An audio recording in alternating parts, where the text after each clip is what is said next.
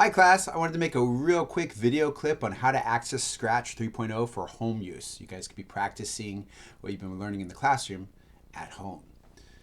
So first off, I'm going to minimize myself here so I'm not so large. And I'm going to open up a new web browser. And I'm just going to use Google. So in the Google search, I'm going to type in Scratch, S-C-R-A-T-C-H.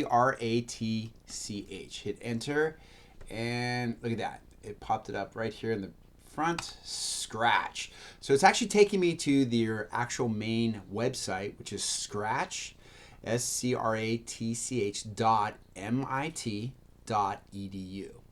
And as long as you have an internet browser or access to the internet, right, you click on this website and you can immediately start practicing and building your stories, your games, your animations.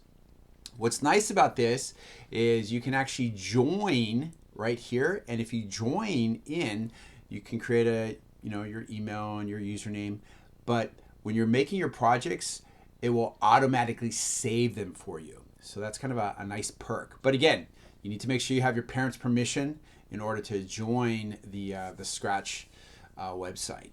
Okay.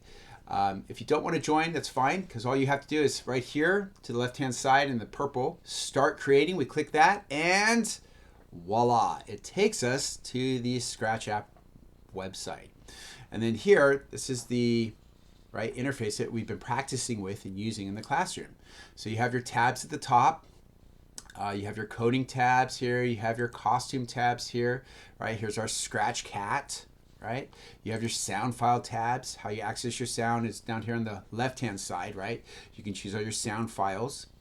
Okay, if I go back to my code screen, right, so I can see here. Over on the right-hand side, right, I have all my sprites.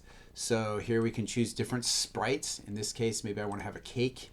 So I have my Scratch Kitty with a cake. And then say I want to have a backdrop. So I click on the backdrop, far right hand corner, and I can choose to, let's do the beach. So now I have my Scratch cat with the birthday cake at the beach, right? So this is where you can do your creations and make your things. Okay.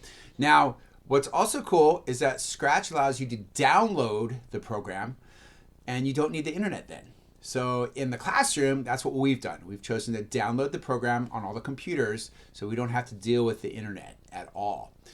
How you would do that is you could go to scratch.mit.edu/downloads. DOWNLOADS. Hit enter and boom, it takes us to the download page. And again, this will work on Windows computers, Mac computers. I'm on a Mac right now, so it's actually highlighting it here. Chromebooks, and then like Android devices. So this is great because it will work on tablets even.